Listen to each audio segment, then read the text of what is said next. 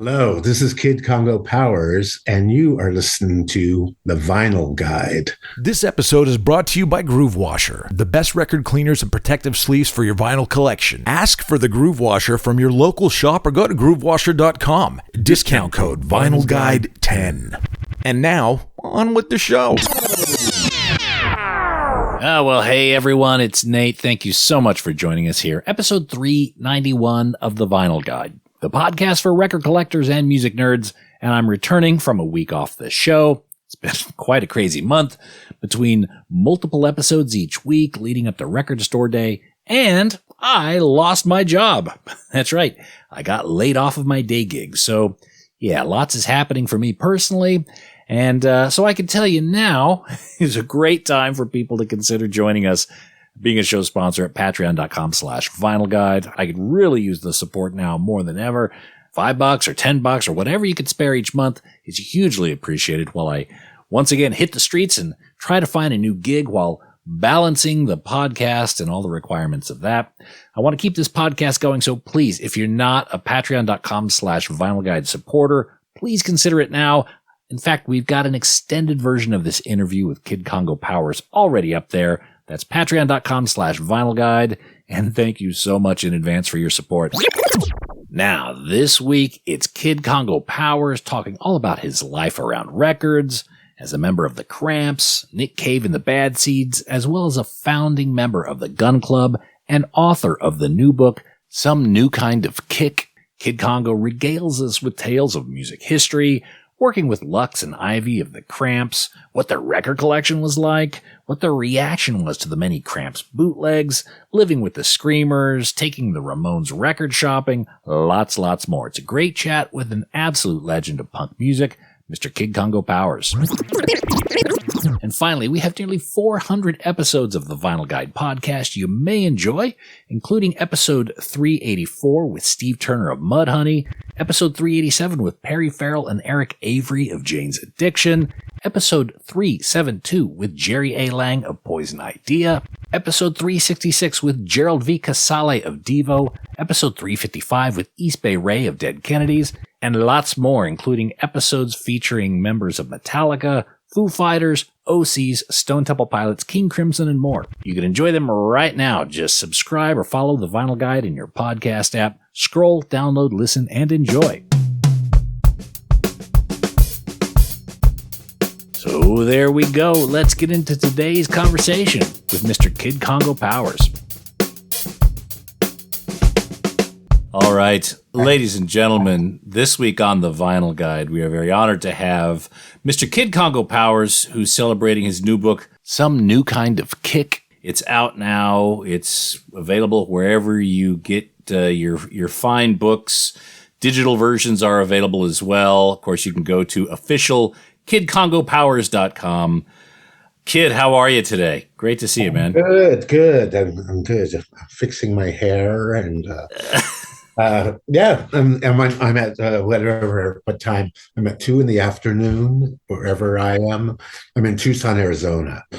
That's where I live now. And good. I'm excited to be here. Very good. Well, I'm in Sydney, Australia, and you've got a lot of very well-known ties to Australia. A lot of interesting things have happened with you in your travels to our country. Oh, yes. Going back to 1983 when the Gun Club played there. Actually, it was when I rejoined the Gun Club because they were doing a tour of Australia and half the band didn't show up to the tour, and so they called Jeffrey Lee Pierce called me and said, "Can you come to Australia tomorrow?" And I said yes, and I was in a band with them ever since. Again, yes. Now you've had such a rich history of all sorts of bands and been in the center of so many scenes, and you're a record collector, which is what the show is about. But this book, I've been reading this book, and it's quite fascinating. And I imagine trying to condense your life into these pages and writing it all down and having to revisit a lot of memories. Was it difficult for you? Was it an emotional process? How was it for you making this book? Yeah, it was all of the above, and it I was working on it from 2006 and then till 2021. So it's a long gestation period. So I had a lot of time to not, steamroll through the whole thing at once. But it was kind of the thing where actually at points it got really uncomfortable to write about whatever I was writing about. Um, I would jump out of my seat, just jump away, like literally, like be ejected out of my seat, and proclaim, "I have to make an album and go on tour for a year." And so it was really good for recording productivity because I got uncomfortable a lot when I was writing it.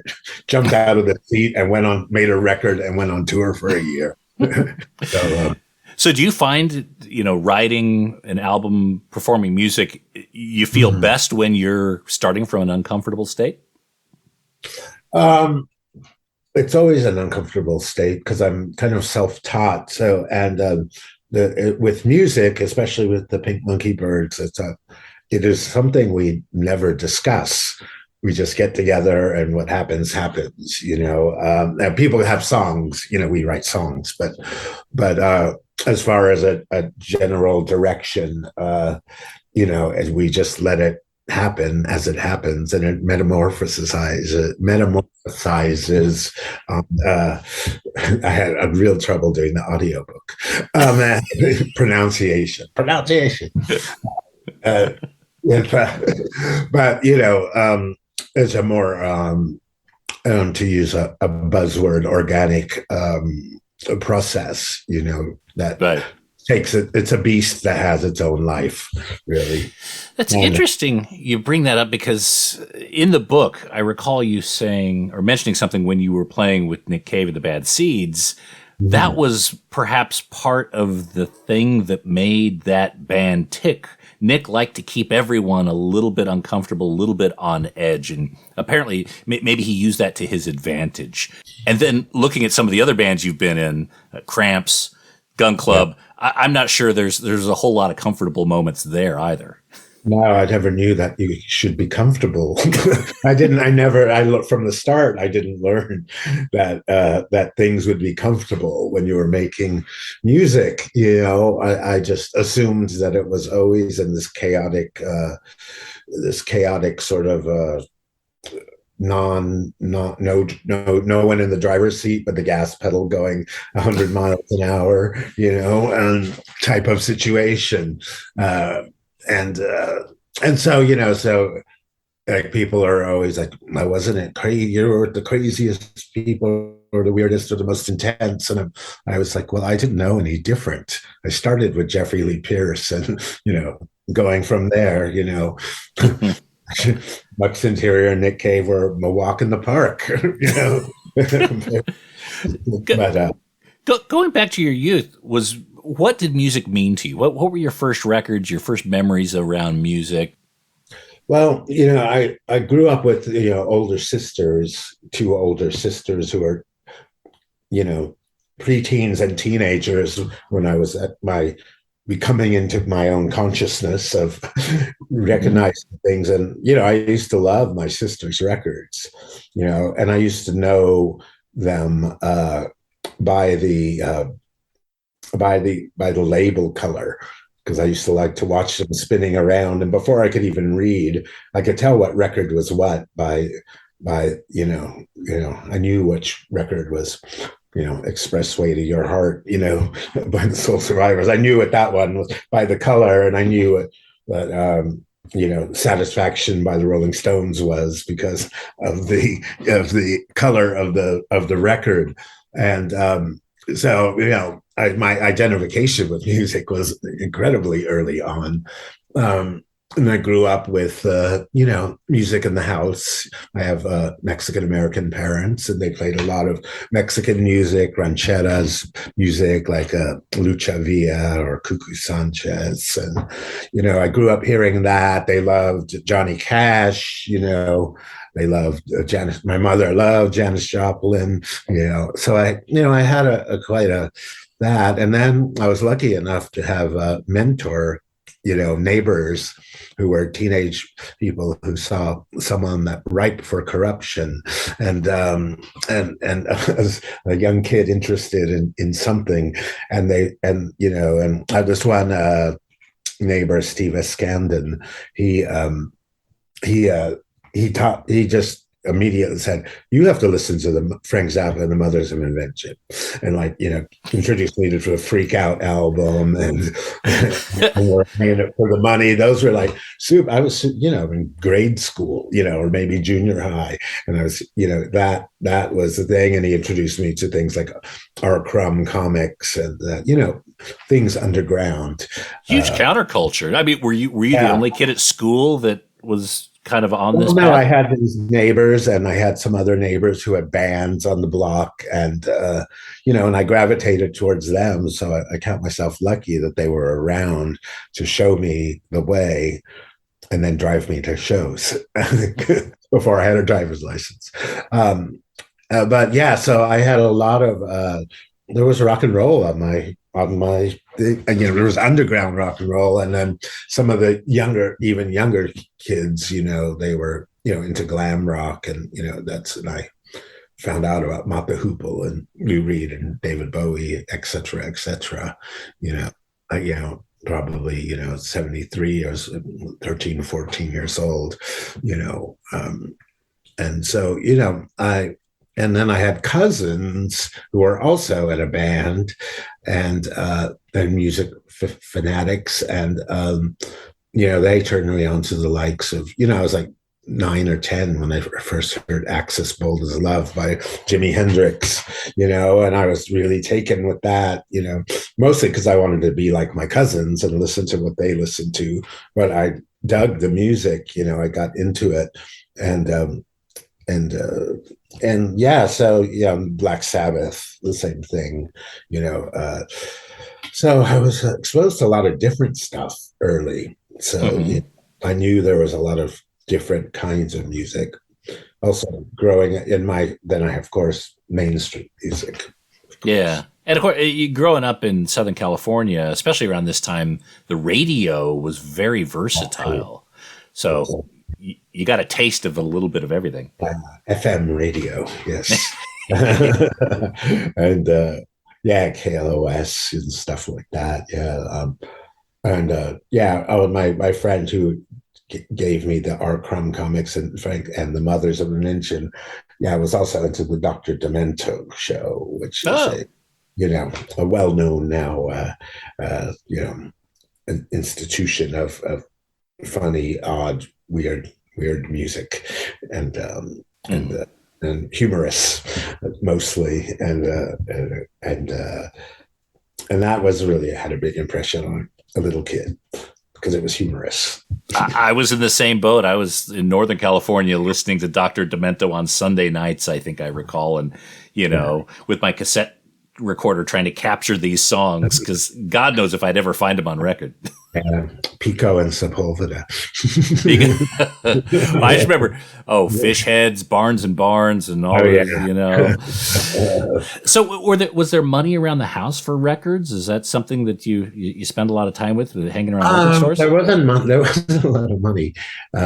My mother indulged me in things like Mad Magazine, and I remember the first time that I bought a record.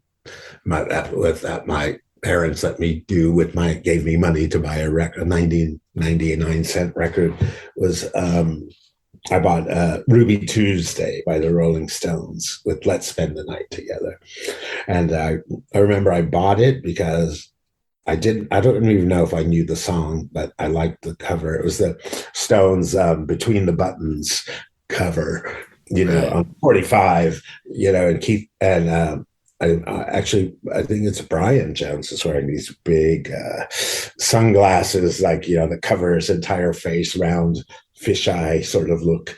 And I just thought, so cool. I'm going to get that record. So you weren't aware of the song? You bought it from I think I must have did. Yeah, it was on the radio. It was a hit song. Okay. And what was the first song that you absolutely loved? Wow. That's a hard question. I mean, it goes kind of I don't know. That's a difficult question. Hmm. Was it the Stones? I mean, who Short Shorts? My sister used to play that, and I used to love that. I loved that song when I was a little kid. Ooh, Short Shorts. So it sounds like from your book, you spent majority of your youth going to shows, Hmm. getting in, being around the music scene. I mean, famously, you started the West Coast Ramones Mhm. fan club.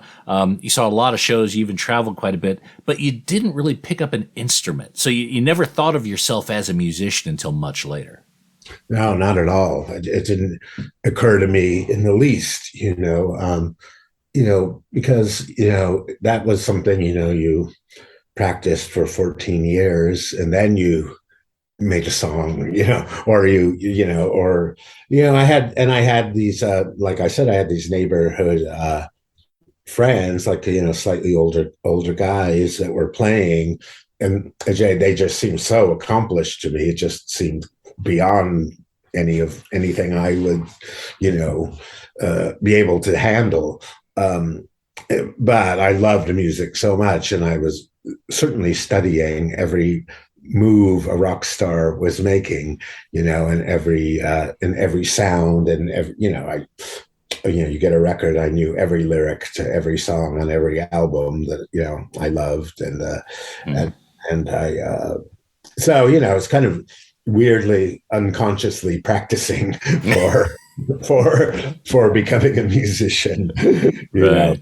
I had all the knowledge and and everything there was for it to happen, but I just wasn't a self starter enough to decide that would happen for me. And also I thought that rock stars are rock stars. They are untouchable. They're special people. They're before punk rock. A rock star you would never imagine probably even meeting, or the best you could hope for is that you waited backstage and you would see them in sunglasses and a giant overcoat being bundled into a limousine, and if you stuck your piece of paper out, they scribble a name on it, and that was as much as that was a rock star to me. And that was another world that I didn't even consider. I was like, oh, that's definitely not me. Yeah, but you knew you wanted to at least be in that cloud somehow. I mean, starting the fan club, it's you're where you're kind of moving from purely listener and fan to Yeah. participant and active kind of member of that community. Yeah. So yeah, that's the thing, is that, like I said, it was probably very unconscious that I was studying for this, but also, yeah, the the way in, just it was good because yeah, punk rock made it doable. The Ramones made it doable.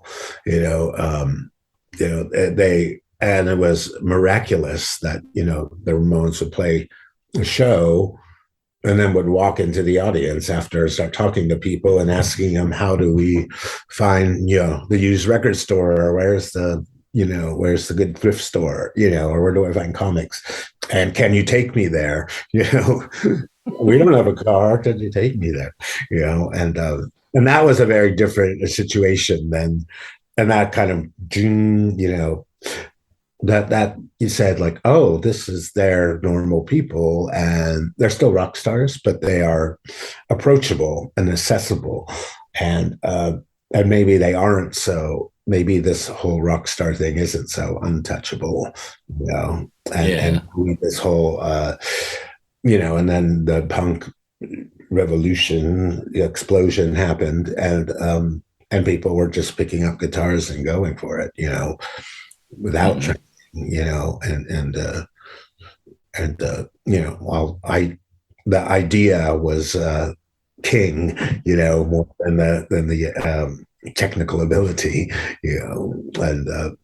and so when, after a little bit of punk, then I realized all this and had a Ramones fanzine and whatnot. And Jeffrey Lee Pierce just said, you should be in a band, like anyone would say to anyone in 1977. And I was like, oh, that is no. Yeah. My first was like, nope, no, not going to happen. Yeah. I'm going to be a journalist, or I'm going to do something else, but I'll be an A&R person. But then he just believed, he just was insistent. And I thought, well, if this person believes I can do it, I guess I should try it. Mm-hmm. Then we had a band. Then the next day we had a band. And so the first time you really put on a guitar and really kind of thought of yourself as this is now going to be something I pursue. How long was it between that moment and when you guys played your first show in front of people? It was pretty quick. It was pretty quick. Luckily, Jeffrey Lee Pierce, was armed with some songs and ideas, for all of this. And this is when we did talk a lot about music, and we'd both been to New York and seen what was going on there with, we had seen, by this time, we'd seen the Cramps and James Chance and the Contortions. And this was something that was really interesting to us, to mix, because being both record collectors, that we, that mixing of styles, the crashing of worlds in styles of music was so appealing, when you saw the Cramps, it was, nowadays you could say, rockabilly mixed with psychedelic music, and it's kind of normal. Nothing but thought.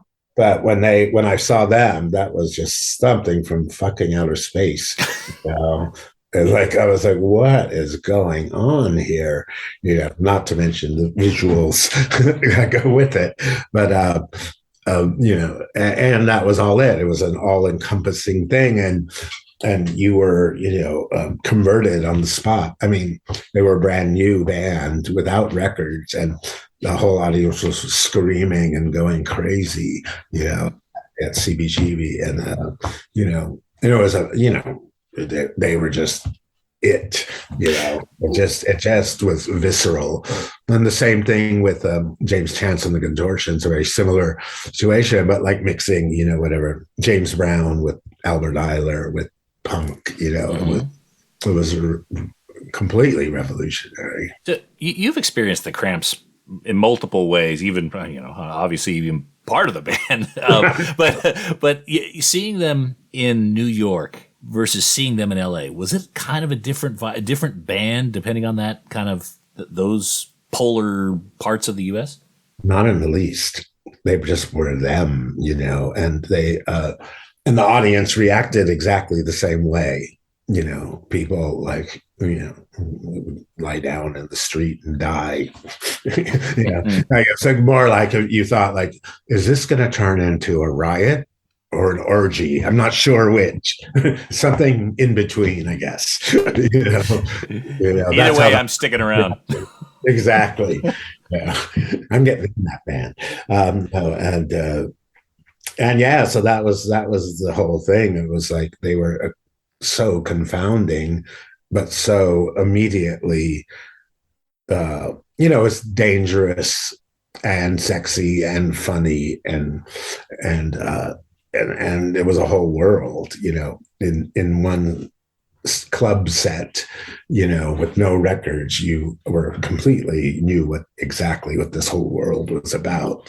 They were an immediately fully formed concept, Now, I do want to explore Cramps more and definitely Gun Club. Before we do, another band around this time that you were around quite a bit is the Screamers. Mm-hmm. And unfortunately, there doesn't seem to be a whole lot of recorded material from the Screamers. Yeah. Was there any discussion with the bands about doing more recordings than they did, or that have eventually come to light? Well, that I wasn't in the band, so I'm not privy to all of that. But you were roommates, right? I mean, yeah.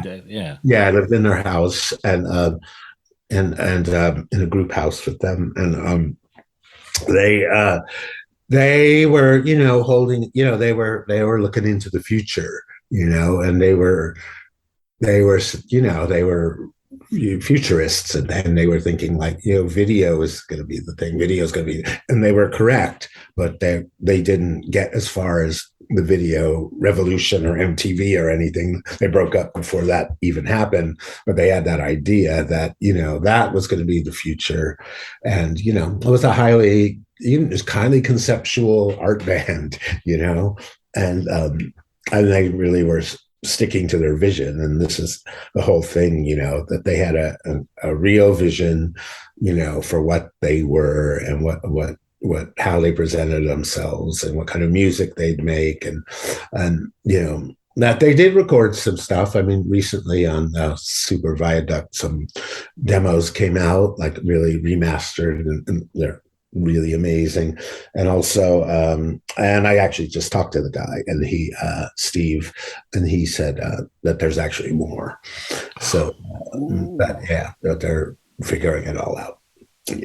Wow. The great vinyl shortage is making everything wait a long time. I'm sure there's a pressing plant out there that'll put that in the front of the line if they get a chance to. Exactly.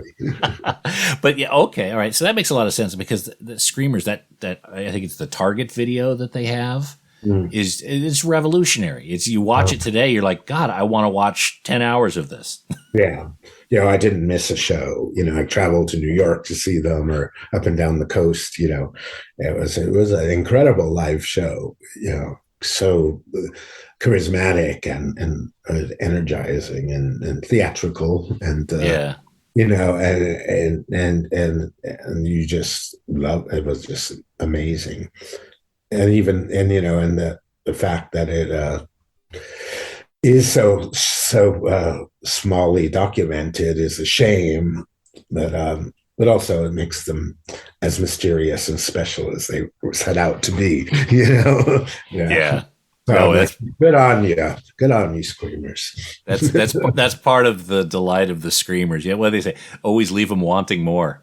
Yes, exactly. I can't remember if this is in your book or if this is something I've picked up here or there. Is it true Keith Morris gave the band, the Gun Club, the name of the band? We'll be back after these messages. Hey everyone, I'm here to talk to you about Seems Easy record sleeve repair strips. Ever find a record in a used bin where the vinyl is gorgeous, but the sleeve has this ugly split and is even falling completely apart? Well, that's okay. Grab it anyway, because with Seems Easy record sleeve repair strips, you can fix that right up. Seems Easy record repair strips repair seam splits from the inside, so it doesn't affect the appearance of a record sleeve, but it does make it functional again. With Seems Easy, records can now slide in and out like new. Turn a $5 record into a $25 functioning collectible. Just ask your local record shop for Seems Easy strips, and if they're not in stock, go to SeamsEasy.com. That's Seems Easy with 2 Z's. Seems Easy record sleeve repair strips. Seems easy because it is. Oh, and hey, record nerds, don't forget to clean your records with the very best and safest record cleaner, the Groove Washer. Make your records look and sound their very best, and store them with confidence using the new Groove Washer Groove Guard record sleeves. You gotta try this out. It makes a huge difference to the quality of your vinyl experience. Ask for the Groove Washer by name at your local record store and accept no substitutes. Or head over to groovewasher.com and use discount code VINYLGUIDE10. All hail the Groove Washer. That's groovewasher.com, discount code VINYLGUIDE10. Now we return to the program, already in progress. No limits. I can't remember if this is in your book or if this is something I've picked up here or there. Is it true Keith Morris gave the band, the Gun Club, the name of the band? That is very true, and it's actually in the book. Okay. Yeah, Keith Morris was very good friends with Jeffrey Lee Pierce, the Gun Club, and so we had a first name called the Creeping Ritual, which we thought was hilarious, and because we were like, into Dr. John. This is where this is coming from. That name was coming from. But Keith was, that sounds too much like you're trying to be a Gothic band, so you should have a different name. And he gave us a couple of unmentionable names. And then one of them was the Gun Club, and you have to read the book if you want to see what they were. Actually, one of them was the Ass Festival, which I thought was great. The Gun Club was almost called the Ass Festival. Might not have had the same success if we had to. Or it could have been, or maybe better. Yes. That would have looked really good at the top of the bill. Okay. And for his efforts, some promoter should call their festival the Ass Festival. We're not that far from it. Yeah. So, and for his efforts, I think Keith was rewarded with with a song for the Circle Jerks. Yeah, Jeffrey gave him the song group Sex that he had written. So it was an even trade. Yeah. Which became the title of the first Circle Jerks album. So at one point, you strapped on the guitar, you started playing with the Gun Club. There was a Gun Club album, and then you left and joined the Cramps. Is that the sequence? Yeah, the sequence is that I left to join the Cramps, and then right before the Gun Club made their first album. So there was all the songs I played on, and that ended up on the Fire of Love album, the first album. But they had gotten, I had left the band and joined the Cramps, and where Dotson became the main guitar player, and he recorded the album and was in the band for some years. So, right. He was the member. Okay, all right. So you wrote a lot of Fire of Love, but didn't play on it. I wrote a couple songs, yeah. Okay. Yeah. And then you had this offer from Lux to join the Cramps, and you'd been playing for, remind me, about a year and a half at this point? A year, yeah. Okay. And they came apparently, a friend of ours suggested that they were looking for a guitar player because Brian Gregory, the first guitarist, had left, and they were actually moving to Los Angeles, was something I wasn't aware of. They had already made that decision. So they were looking in Los Angeles for a guitar player, and some mutual friends of ours suggested they go see me. They said, they're kind of a Crampsy type thing, and they have a song about Ivy, and you should go see them, and as Lux showed up with a cassette recorder and a microphone and taped the show, and that was my audition. And a week later, I just got someone knocked on my door, and it was Ivy and Lux, and they came in and said, "Do you want to be in our band?" And I was like, "Wow, I would like such a thing to happen." And I said, "What would you sacrifice to be in our band?" Because I said, what do I do? Do we audition? Do I need to audition? What do you want to do? I said, "No, but we just have to answer one question. What would you sacrifice to be in the band?" And I said, "Like what? Like quit my band, quit the Gun Club, or relocate, or quit going to college, or whatever I was doing at the time?" And they said, no, nothing like that. And I said, "Would you cut your finger off to be in the Cramps?" And I said, "Yes, I would." And they said, "Okay, you're in the band. Come to rehearsal next week." And that was it. They just wanted to see your commitment. There was no chopping exactly. block. Yes, yeah. Let me keep the finger. So between that point and recording what became Psychedelic Jungle, was there a lot of rehearsal? Was there a lot of preparation? What was that road like? Yeah, there was a lot of rehearsing, and they were writing some new songs, for it. We did a lot of covers on that record, but there was new songs, and they are kind of reconfiguring older songs, and I was learning everything all on the job.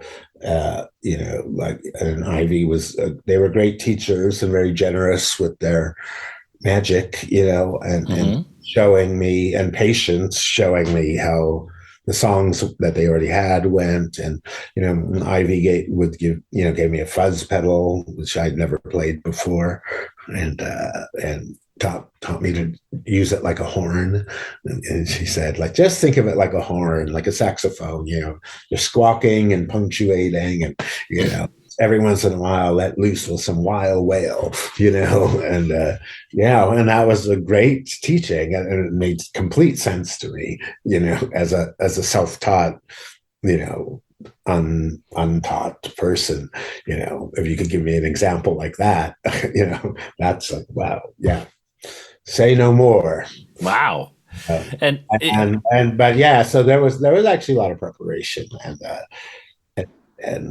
but it all happened very quickly. I mean, it's all kind of a blur. Things were moving fast. Yeah. In 1980. I think, correct me if I'm wrong, but when you joined Cramps, they were still kind of the label darlings. The label had their back, and they were, issues aside of what was happening, in the accounting department, the label had big plans for the Cramps. And then Miles Copeland loved the Cramps. Yeah. Miles Copeland, IRS, and he loved the Cramps so much. And whatever, business and friendship doesn't mix, they say. So that was something that was beyond I was the young hired hand, all the vision in business was up to Lux and Ivy, and I felt grateful that I was let in on that vision a bit, but that was kind of the end of my thing when that started happening, when they got into all the legal hassles with the label and refusing to record more until only on their own terms. And again, it was a bold and a great lesson in making music, that they were not going to pander to what people wanted of them, and that their vision was to be defended at all costs, and even if that meant, like, we won't record anything then, or we'll just play live, this kind of thing, this was a valuable lesson to me, and it's something that, Nick Cave has done, that does, and the Gun Club the same. So it was very much like, make it. What is making it? Actually, it's like, listen to someone else, forget it. What good is a new car if you don't have dignity? Exactly.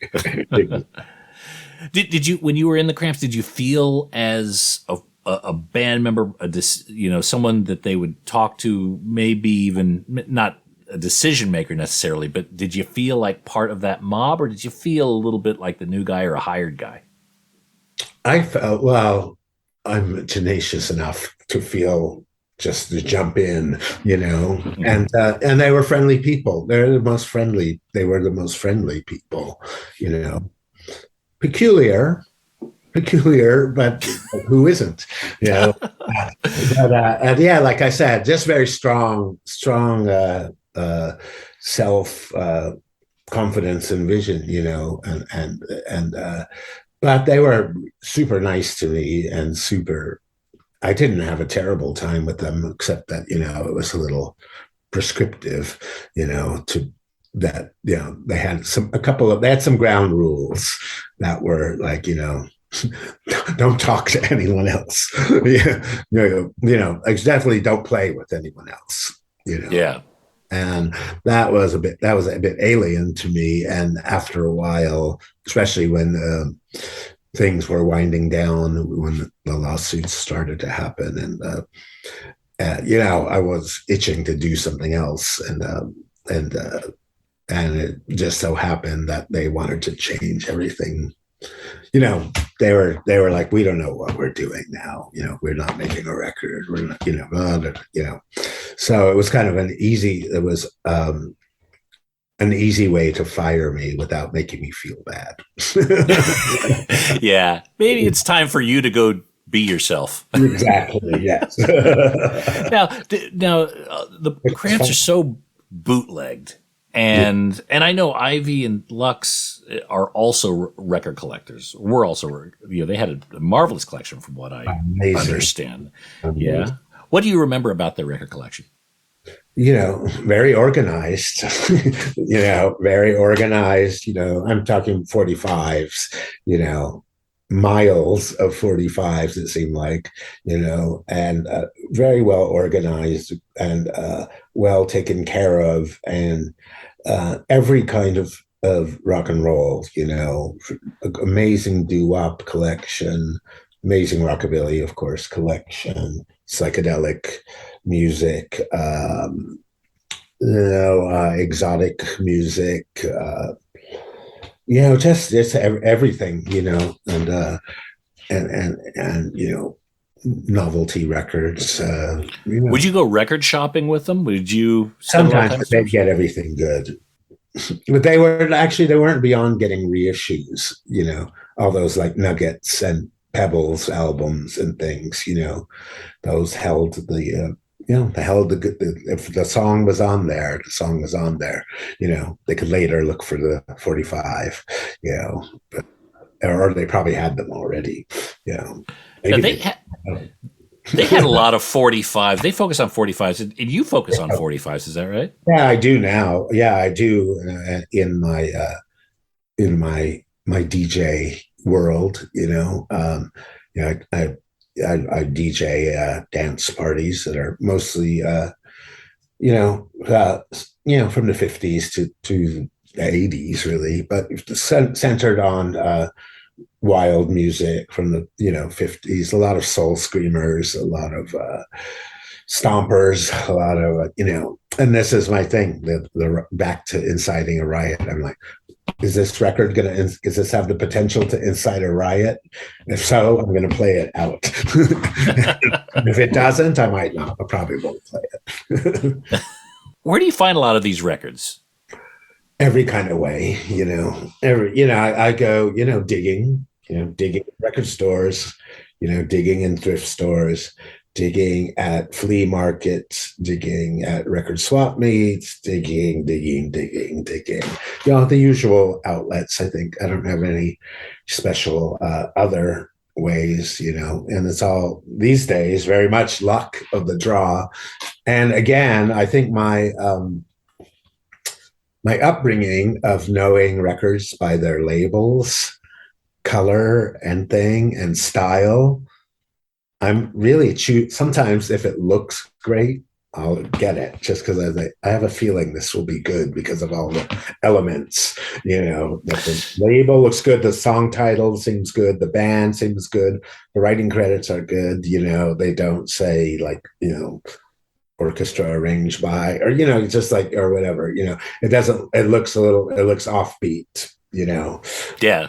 It's worth a gamble. Sometimes the record that you don't know just kind of glows and just tells you, take me home, because you know something special's on it. Yeah. I found that, a couple of years ago, I found one of my favorite records it's called a band called, I was in Richmond, Virginia at Steady Sounds, and I was looking at 45s, and it was just kind of in a pile of stuff that was like kind of the whatever pile, and I found a record that just looked great, and I got a kind of car on it, a classic car sort of on it, and it was by the Fugitives, and it was Bo Diddley, and I was like, oh, what is this? And I got it. It's great. It's this instrumental and crazy garage rock version, old 60s version, and I found out they were actually a local Richmond, Virginia band, so that's the kind of thing, like, sometimes it just popped out at me. I was like, all these records, and then suddenly I was like, oh, look at this. So it's a magic solution. Yes. What's the most you've ever paid for a single record? I don't know. I'm pretty cheap. I'm not someone who wants to spend a lot of money on a record. Well, any record now is too much money, But these days,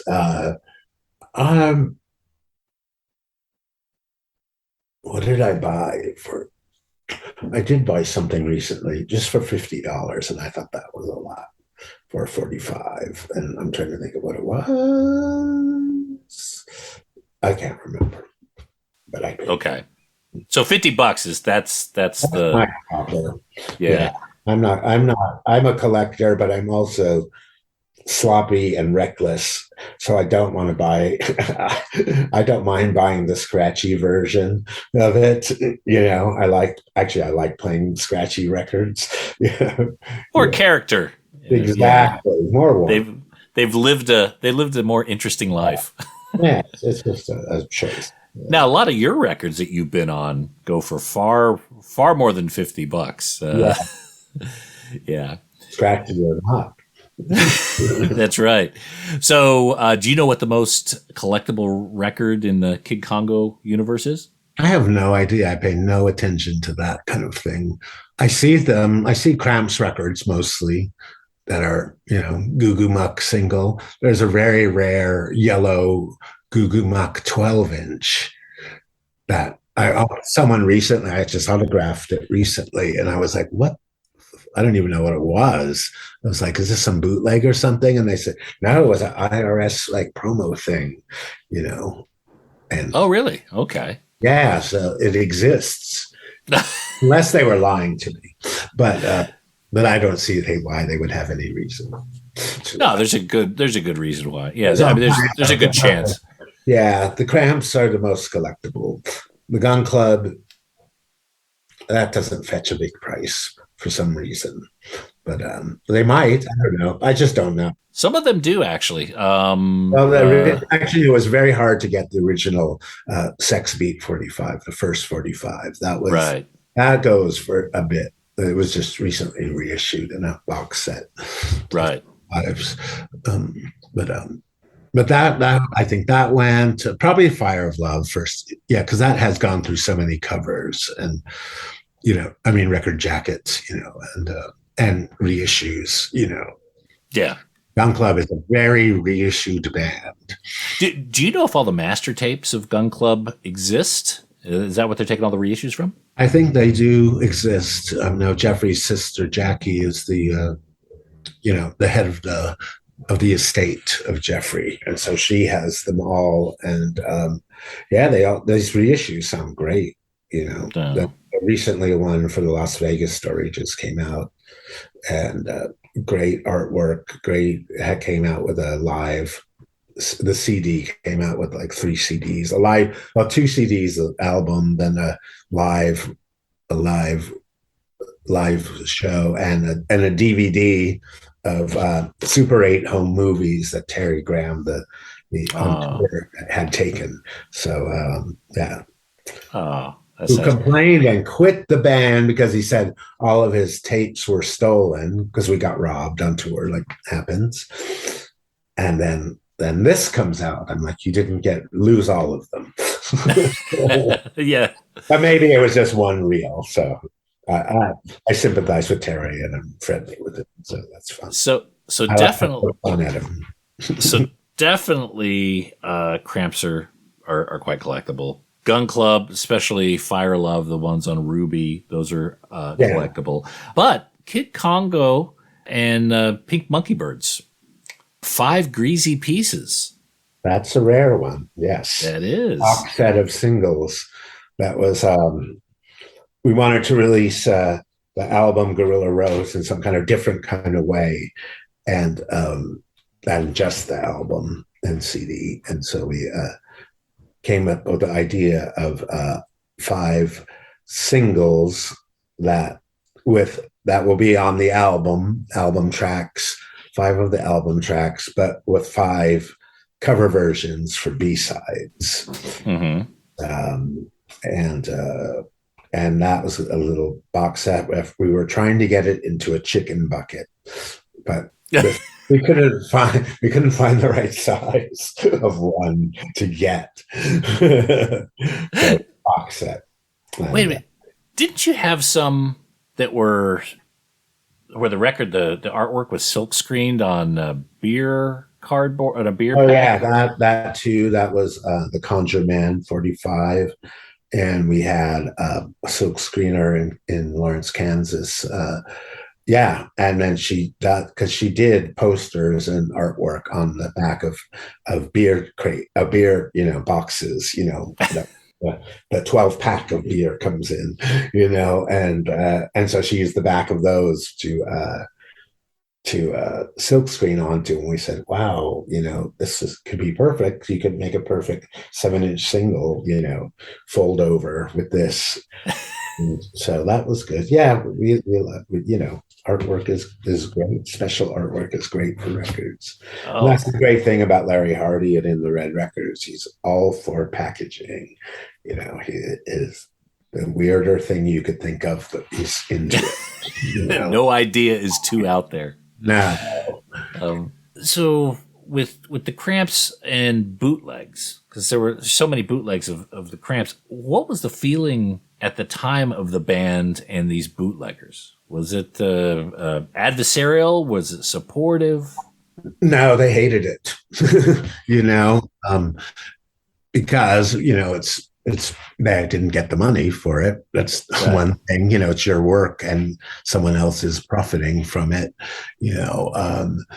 It was, the thing is, the Cramps fans have had a big appetite for bootlegs, for any minutia piece of anything, and so I see the fanaticism, and they went at it with love, for sure, for love of the band. It wasn't to undermine the band that they bought these bootlegs, but it's more the manufacturer they were not happy about. But those were the days that were fun, because you go to record swap meet and see your album, and you just go up to the seller and say, give me those. Oh. They could really not say anything about it, especially if you were Lux Interior. So he would do that. He'd go to the Capitol Record swap meet, and just there'd be hand them over. What would he do with them? Would he sell them or throw them in the garbage? Yeah, I hope so. One would hope so. Oh, that's hilarious. Yeah. I want to be respectful of your time here, but there's so many different parts of your career that are fascinating, and just getting into this book, again, there's so many great names, and we haven't even talked really about Nick Cave much. An Australian legend, you worked with Tex Perkins. Oh, I love Tex, yes. Yeah. Mr. Texy, sexy Texy. We tried to make one band, the Fur Bible, but it didn't quite gel. We later got together and made the Butcher Shop, which was a great record. Spencer P. Jones, and it was a really fun thing. And Tex is a super talent. I remember him when he was in Tex Deadly and the Dum Dums before the Beast of Bourbon. I first met him in '83 when I came with the Gun Club, and I was like, oh, this kid's a fucking superstar. You just knew immediately. First the voice and the look. He was and charisma. That the X factor, he added immediately. Yeah, you could see this kid was like, oh yeah, or a fully fledged, already made star. Just wait, people just have to hear it. Yeah. And once they heard it, it happened. If only that charisma helped him get through customs occasionally. Oh yeah. It endeared him to me. There's everyone, what we're talking about. There's a great story in the book about Tex Perkins getting stuck in UK customs. That's worth the price of the book in itself, just for that anecdote. It certainly is. Yeah, it was hilarious. Maybe not so hilarious at the time, but in retrospect. Yes, one of those one day we'll look back on this and laugh moments. Exactly. Hey, look, kid, I've had a wonderful time hanging out here, talking a bit of records with you. I wish you luck in your record hunting later this afternoon. Yes. Hopefully you'll find what you're looking for. I want to remind folks, Kid Congo's new book, Some New Kind of Kick, is available now. Pick it up. A lot of great stories in there, some really hidden history of punk rock and music from an absolute legend. Again, Kid Congo, thank you so much for coming on the Vinyl Guide. Having me. It's a pleasure to be here.